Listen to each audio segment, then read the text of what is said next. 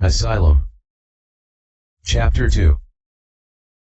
Twilight Sparkle slowly clawed her way back up from the void, struggling to pull her leaden mind up the slopes of darkness. A blizzard of pure black snow swirled around her like a heavy shroud. It was agony. Her naked body was disfigured by a cobweb of shallow cuts.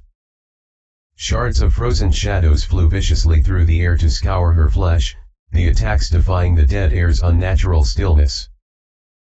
All she could do was shield her eyes as they sliced across her unprotected flesh, the cruel but bloodless wounds closing almost as soon as they were formed. It was as if a week's natural healing was passing in just minutes. Instead of pain, each laceration left behind a numbness that seeped into her muscles. Her legs were lead, her lungs unresponsive. The daggers of nothingness continued to dance through the air with savage glee as she pushed onwards.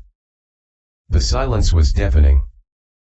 It was a snowstorm created from nothingness, with neither snow nor storm to its name, and it devoured any noises as easily as it was devouring her strength.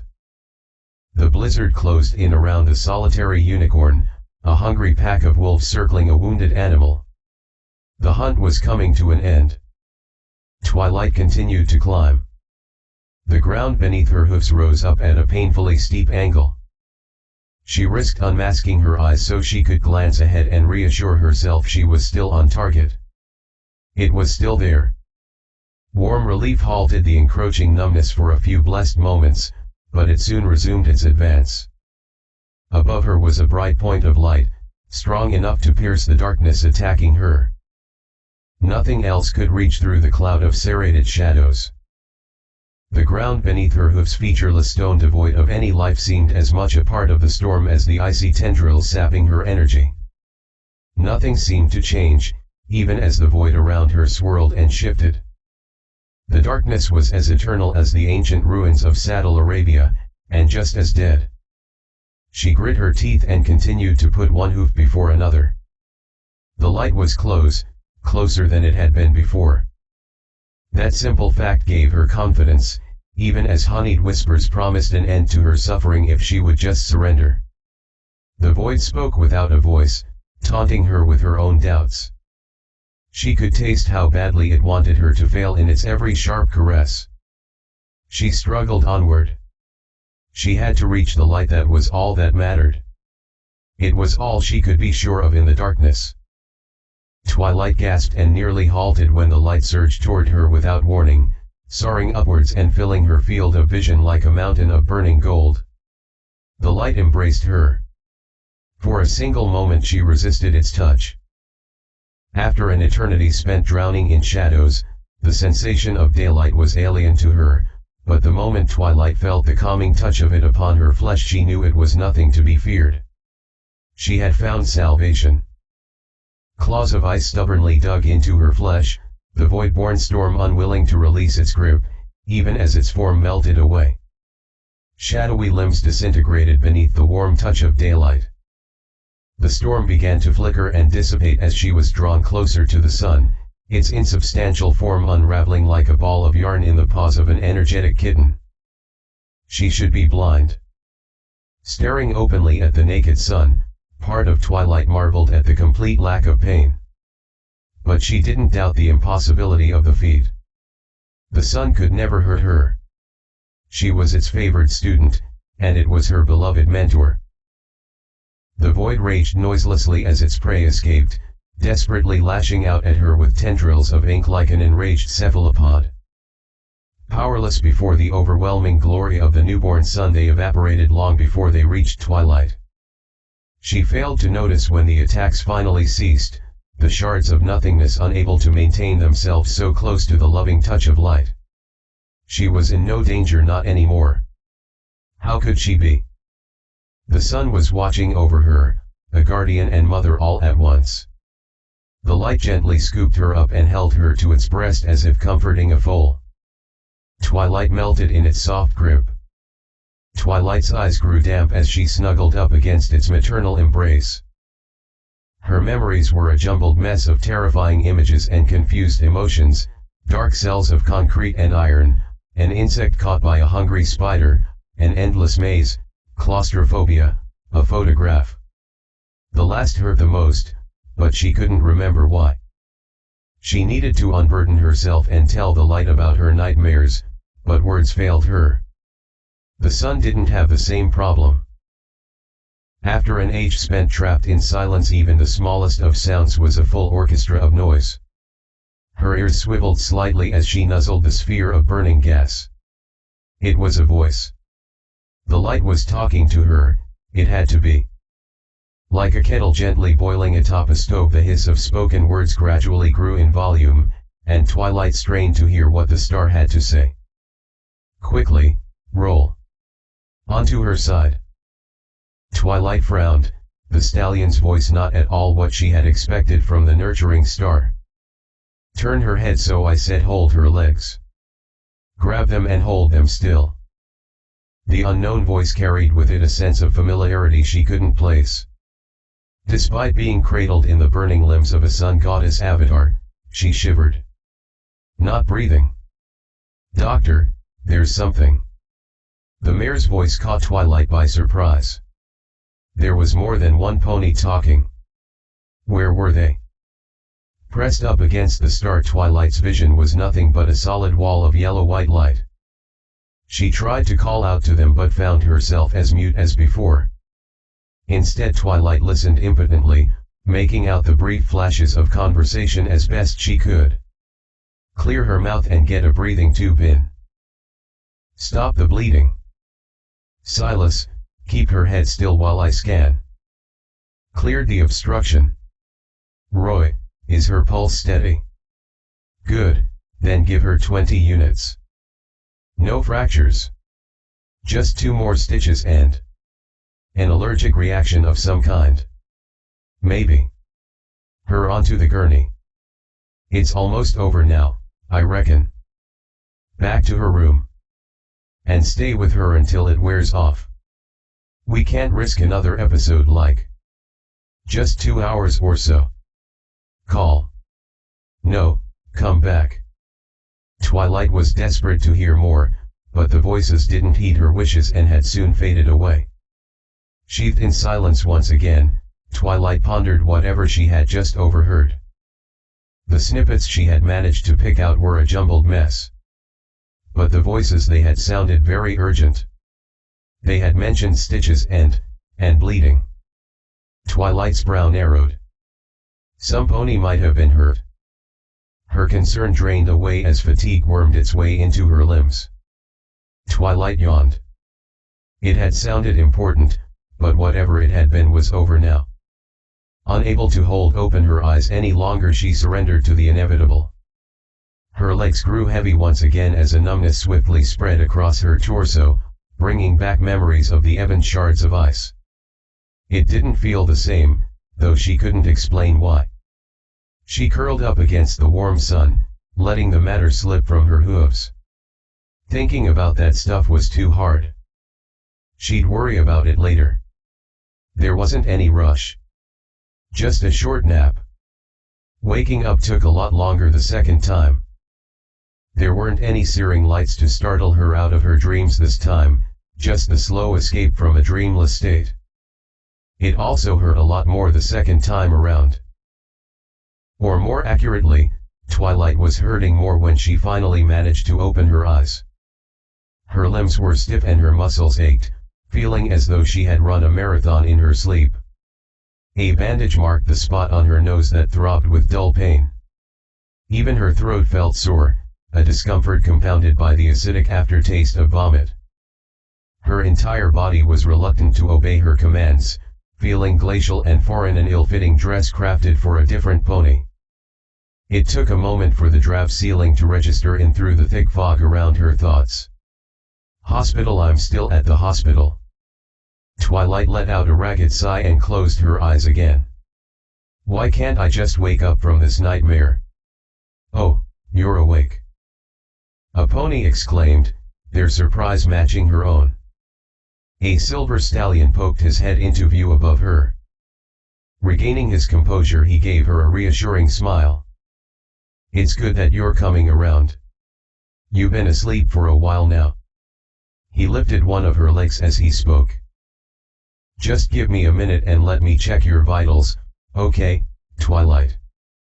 With his mouth he pulled back the sleeve on his free leg, revealing a watch beneath the light green scrubs. Holding a hoof just beneath her own, he monitored the small clock intently, taking her pulse. Twilight croaked something indecipherable.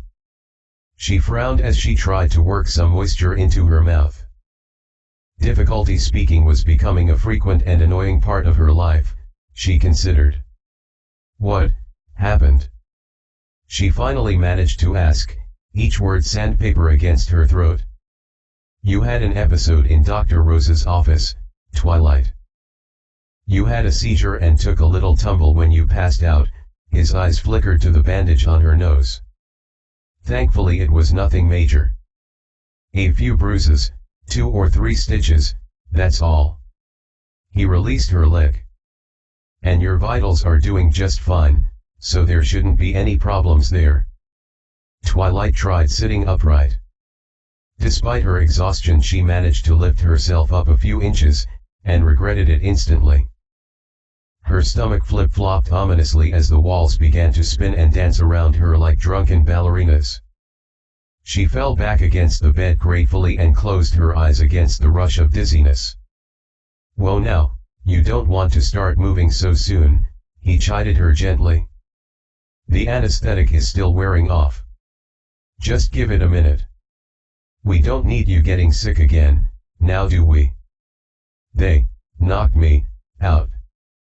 She asked through gritted teeth, riding the waves of nausea like a small boat in a storm. The poor choice in metaphors didn't help, she considered, just managing to keep her stomach's contents in their rightful place. They had to, unfortunately. Your panic attack triggered some sort of reaction to your new treatments. We don't like to use anesthetic when we don't need it, but sometimes a patient is in danger of harming themselves, or preventing medical care. The spinning slowly ground to a halt, giving Twilight a chance to get off the vomit-inducing carousel. She had more questions for the stallion. Where was she now? How long had she been out? Did every pony still think she was crazy? But she had something more important on her mind. Water. Oh. Sure thing, Twilight. Just stay still and keep breathing nice and deep, and I'll be right back, he said with another smile before disappearing. Twilight did as instructed. Keeping her eyes closed, she let her other concerns recede while she focused on breathing. Her chest rose and fell with each deliberate breath. It was surprisingly effective, and by the time the stallion returned she didn't feel as though her stomach was primed to explode any longer. The world had stopped its bilious dancing, and to her eternal relief it remained still while the doctor helped her up into a seated position. She felt a sense of déjà vu as he brought the cup to her lips, her own hoofs too weak and unsteady to do the job. The water was a godsend, washing away the taste of her own stale sick and relieving the ache of her dry throat. Watching him carefully feed her the water made Twilight realize just how much she missed not being able to use magic herself. It felt shameful being cared for like this again. At least it wasn't a sippy cup this time. Feeling better now? He asked once she had finished the rest of the water. Twilight nodded. Yes. Much better, she said. Her voice, like the rest of her, was weaker than she would have liked, but she could already feel the life returning to her limbs. Thank you, Doctor. Dreamer, he finished, pushing some of the red hair out of his eyes. I'm the head of anesthesiology here at Broadhoof. Dr. Rose wanted me here in person so I could keep an eye on you. After what happened in his office, there were some worries about how well you might handle the sedatives. From what he told me you had some pretty severe side effects to your treatment, so there were concerns over potential reactions. He patted her shoulder as he put a few pillows behind her back, helping to prop her up. Thankfully everything looks normal now, so you don't need to worry about that any longer. Twilight tried to lift one of her hooves. She barely managed to bring it halfway up her chest before it grew too heavy. It fell limply beside her. "I don't feel very normal," she said quietly. "Don't worry, you just have to give your body time. It takes some time for the sedative to wear off. But you are going to feel pretty tender for a while, though. Seizures are never easy." Even as he spoke, she could feel the sedative loosening its grip on her gradually, warmth and sensation returning to her body at a glacial pace. So he wasn't lying about that, at least. Still, there was an icy pit forming in her stomach at the doctor's words. She tried to ignore her memories of what had happened in that office, unprepared to deal with the pain so soon. "Could I get another glass of water? Actually, if you wanted to wait a minute or two, I could get you something to eat, as well as some juice. Most of your breakfast, ended up on Dr. Rose's floor. So really, once the rest of your nausea wears off, I bet you will get pretty hungry, pretty fast." Her stomach growled in agreement. "I would quite appreciate some lunch, thank you," she said, failing to keep a faint blush from her cheeks. Despite what she had suffered through, she couldn't help being mildly embarrassed. Some of her lessons on Canterlot etiquette were second nature, no matter the circumstances. Her old cotillion teacher Miss Waltz would have died of shame, she was sure. Of course, Miss Waltz had been about as big a drama queen as Rarity. She would have died of shame if Twilight were seen eating the main course with a salad fork. He told her he would be back soon as he set off in search of food. The door swung slowly shut behind him. It wasn't locked. She was awake, unbound, and unobserved. This was it, this was her chance. Twilight huffed and grunted as she tried to lift herself out of bed, but her body wasn't responding. Her limbs were stone. She was sweating, gasping for air, and afraid the walls were going to start spinning at any moment, and had nothing to show for any of it but more exhaustion and the threat of further nausea. She surrendered to the inevitable and collapsed backwards, pounding her hooves against the bed in frustration. Even if you could get out of bed, what's next? You're not even strong enough to drink water unassisted, let alone manage an escape. You're a librarian, not daring do, she berated herself under her breath. Her eyes narrowed dangerously as she considered taking out all her anger and irritation on the pillows. They were soft, defenseless, and within reach. She wanted to tear them apart and throw the remains across the room. It was pointless and unnecessary and violent and wasteful, but damn it, destroying something would make her feel better. Twilight's eyes widened in astonishment. What is going on with me? She had been grinding her teeth together so hard it had hurt, and it had still taken her a few seconds to register the pain. Her rage throbbed inside her like a second heartbeat, and she was amazed at how furious she had let herself become. Closing her eyes, she repeated her earlier breathing exercise, forcing her lungs completely full before exhaling. It was slow, but it worked. Reluctantly, her anger sank to the back of her mind. She could still feel it there, swimming beneath the surface of her thoughts like a prowling shark waiting for the chance to strike. She wouldn't give it the opportunity. She was in control, no one else. She let herself relax once she was confident another outburst wasn't lurking around the corner. Twilight adjusted a pillow behind her, unable to explain her recent behavior. Her emotions had been out of control all day. Even though she had been thrown headlong into a frightening situation, it was no excuse for irrational behavior. She had to approach the problem with logic and reason. Trying to reach that door had been impulsive and stupid. She had known she wasn't strong enough to manage it. Her frustrated outburst once she had failed the impossible had only made her more tired, more distracted, and more likely to screw up in the future. She was acting like a reed in the wind, bending whichever direction her emotions were blowing. It ends now, she vowed silently. She was Twilight Sparkle, the personal apprentice to Princess Celestia. She wasn't a braggart or a show-off, but she knew she was an intelligent mare. After all, while Applejack is stronger and Rainbow Dash is faster, she had beaten them both in a marathon by using her brain. She needed to think, to gather information, and to try and plan how she would get away.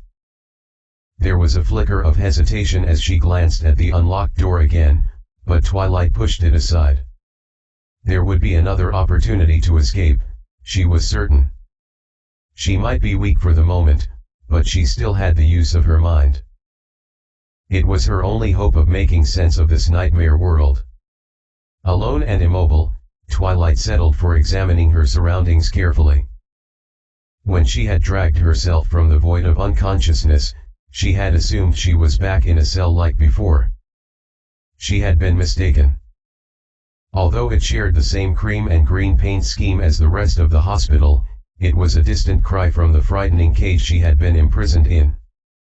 For a start, the room wasn't so small that she could touch all four walls at once. Also important was the complete lack of restraints on the bed. Twilight smiled humorlessly. She had never imagined herself judging a room by that sort of criteria. It was difficult to picture the room as being part of the same hospital as those sterile cells. It had warmth and personality. Along the wall opposite her bed sat a desk and a sizable bookcase, both of which were almost buried beneath a mountain of scrolls and books and assorted scraps of parchment. She panned her eyes around the room as it dawned on her that it wasn't the only bookshelf, either. Not by a long shot. What few bits of wall could be seen in the gaps between the vast assortment of bookshelves were themselves obscured beneath ledges, the wooden shelves attached directly to the bare wall. It was haphazard at best. None of the furniture matched, the shelves were all of different lengths, the wood was chipped and worn, and many of the cabinets bore the tape and glue scars of untrained carpentry. The only thing in the room that didn't look like it was held together by spit and duct tape was the bulky hospital bed she was resting in. Twilight felt like she was stuck in Equestria's smallest and most depressing used furniture store. And it was going out of business. The only unifying element Twilight could see beyond all the furniture being fit for the garbage dump were the books themselves. Every single inch available was occupied by some book or scroll, no space was wasted. Books were stacked precariously like houses of cards. One shelf had so many rolls perched atop it she feared it might topple over if she exhaled loudly. The wooden shelves all positively groaned beneath the burden of the small library. The books were like the furniture, worn and well used. But her experienced librarian's eye could recognize the care and logic behind their arrangement. The books were organized as best they could be, given that the shelves weren't level and the furniture barely hung together. Finding space for them all had evidently been the top priority, but whoever had organized their books had done so with a scholarly dedication Twilight found most agreeable. Perhaps they had been trying to emulate Dr. Rose's impressive office.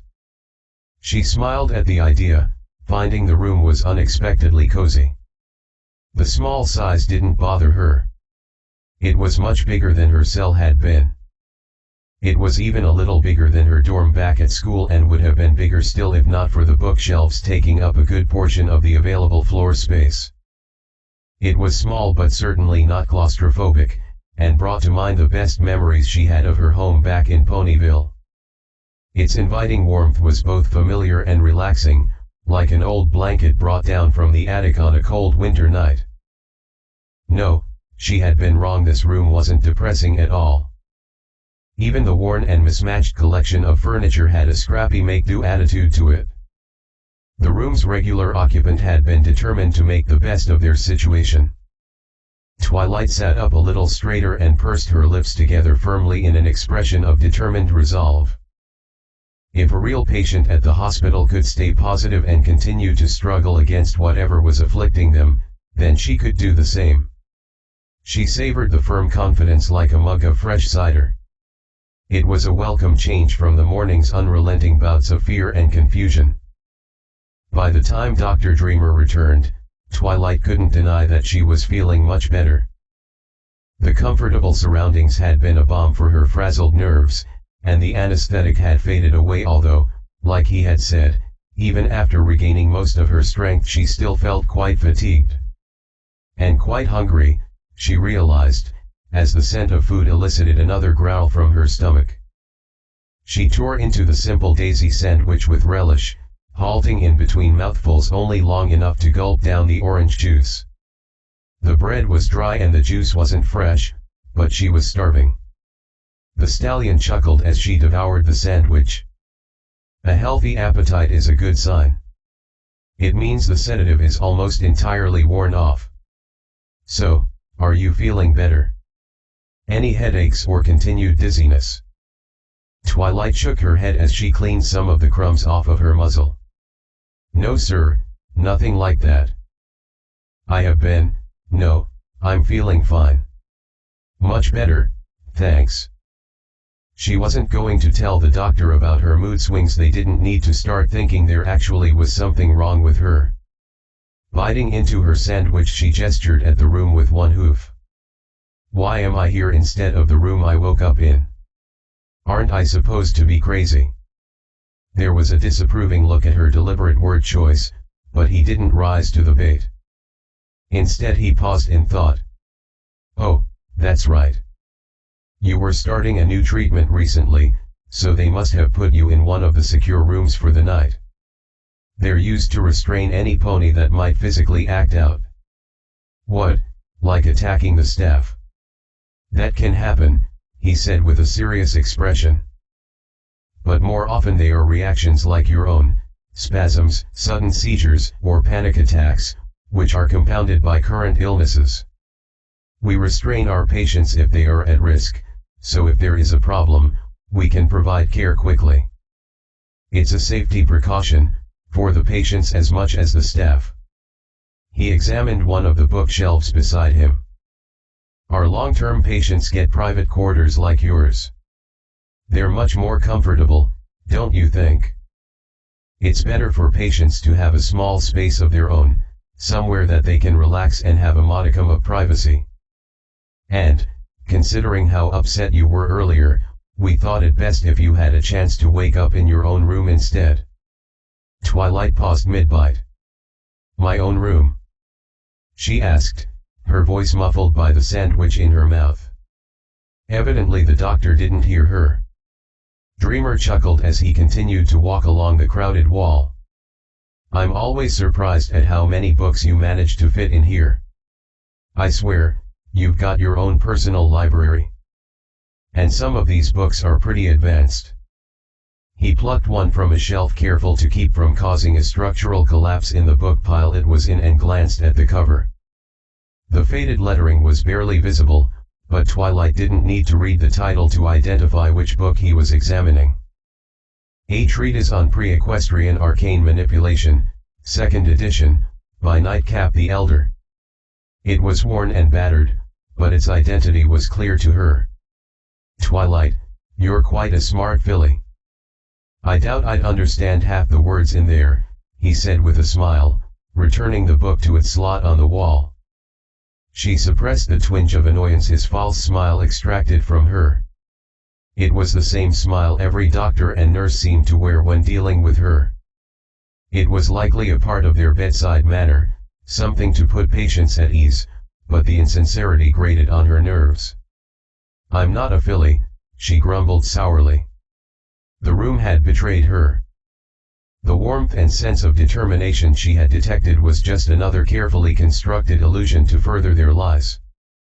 The whole hospital mirrored his smile, falsehoods engineered to provoke a desired emotional response. Oh, course you're not, Twilight, he said with mock humbleness. If she hadn't been keeping a tight grip on her emotions, she would have hurled her cup at him. Condescending bastard. They all were. Instead she paused to swallow some more juice, not trusting herself to speak until she knew she was back in full control. She sated her anger by giving the doctor a glare meant to melt steel. So, what is this treatment I keep hearing about? She asked, changing the subject before she did something she might regret. The doctors and nurses here keep talking about me supposedly starting some sort of new program, but no one has said a lot about what it really is. Honestly, I wouldn't know much, he said, looking faintly uncomfortable. That is Dr. Rose's area of expertise. All our treatments are a mix of therapy, medication, and magic, if that helps. I don't know the specifics of your treatment history well enough to give you the details on it. His expression brightened. Speaking of Dr. Rose, guess who I ran into while getting you lunch? Twilight stared back at him as the silence lengthened. He doesn't really expect me to answer him, does he? He continued to look at her expectantly. He does. Who? Twilight exhaled through her teeth, trying to unclench her jaw. She eyed her cup again, measuring how effective it would be as a projectile. Dr. Rose. He was very happy to know you were starting to come to, by the way. He was pretty worried, after how upset you got back in his office. Since you are still struggling to remember everything. I remember everything just fine, she interjected darkly. He suggested, he continued over her, that one of the best ways to help you get some of your memories back was to let you spend some time with a more familiar face. So we made arrangements for one of your friends to come by after you had finished your lunch. That sounds nice, doesn't it? He smiled at her. Twilight coughed as orange juice went down the wrong pipe. Friend. Could her friends have figured out where she was? Despite everything Twilight had suffered through that morning, the word lit a candle of hope within her breast. But Twilight clamped down on her hope firmly, unwilling to lose control of her emotions. It was becoming a chore, guarding her emotions so, but she didn't have any other choice. She wasn't going to let her emotions rule her. My friend?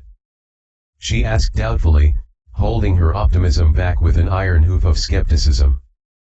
False hope wasn't going to hurt her again. Who is it? One of the patients I am supposed to have known. Maybe some other pony you think is sick too. No, she's a doctor, actually. Dr. Rose thinks that because of your condition, you'll just have to wait to see your other friends, he explained as he walked over to the door.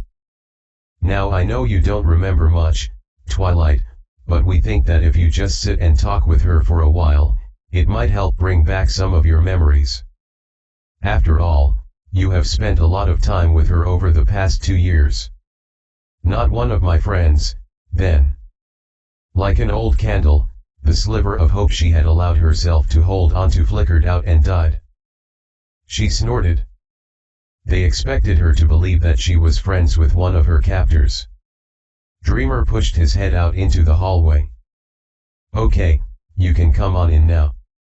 We don't have to do this if she isn't ready for it, the unseen mayor said with quiet apprehension. I don't want to provoke another attack. The one in Valentino's office was pretty darn frightening. Wouldn't it be better to just let her rest a little longer? I couldn't stand the thought of hurting her. A snake of frigid apprehension slithered up Twilight's spine and jammed its fangs into her heart, a venom of cool dread seeping into her veins. She knew that voice. The accent wasn't as strong as she remembered, but it was unmistakable. It couldn't be anybody else. She knew that voice. Don't be absurd. Until Twilight comes to terms with what's going on, she's in risk of relapsing. I was there when it happened the last time, eh? Jay. And it wasn't pretty, Dreamer said in an urgent whisper, failing to keep his words from reaching Twilight's ears. It's better if she meets you in the comfort of her own room. And Valentino was pretty insistent in reminding us that the longer she goes without remembering, the worse it will be. Please don't be her, please don't be her, please don't be her. Twilight repeated the words in her head like a protective mantra meant to ward off evil. A cold tightness gripped her chest, and she struggled to breath. Sweat prickled her brow. It was as if she were being presented with that terrible photograph all over again. It was waiting for her, just out of sight. Yeah, I guess it would just be putting off the inevitable, the mare sighed reluctantly. Well then, come on in and say hello. Dreamer said, unnecessarily raising his voice for Twilight's benefit. Holding the door open for the other doctor, he stepped back to make room. The empty doorframe yawned wider in Twilight's mind, the maw of some hungry beast eager to devour what was left of her emotional stability. Knowing what awaited her on the other side made the fear even worse. There was no room for self-delusion. She couldn't convince herself that she might be mistaken, or that it could be a different mare. Twilight knew who it was, and she knew exactly what was going to happen, yet still she couldn't look away. Her eyes were locked on the doorway like a wingless Pegasus watching the ground rushing up to meet her. She was forced to sit and watch and wait, her muscles frozen in place by the cold venom in her blood. She couldn't even remember blinking. She just stared, her heart a lump of ice, as an orange mare in a lab coat strode into the room. "Well, hey there, Sugar Cube," Applejack said to Twilight cheerfully.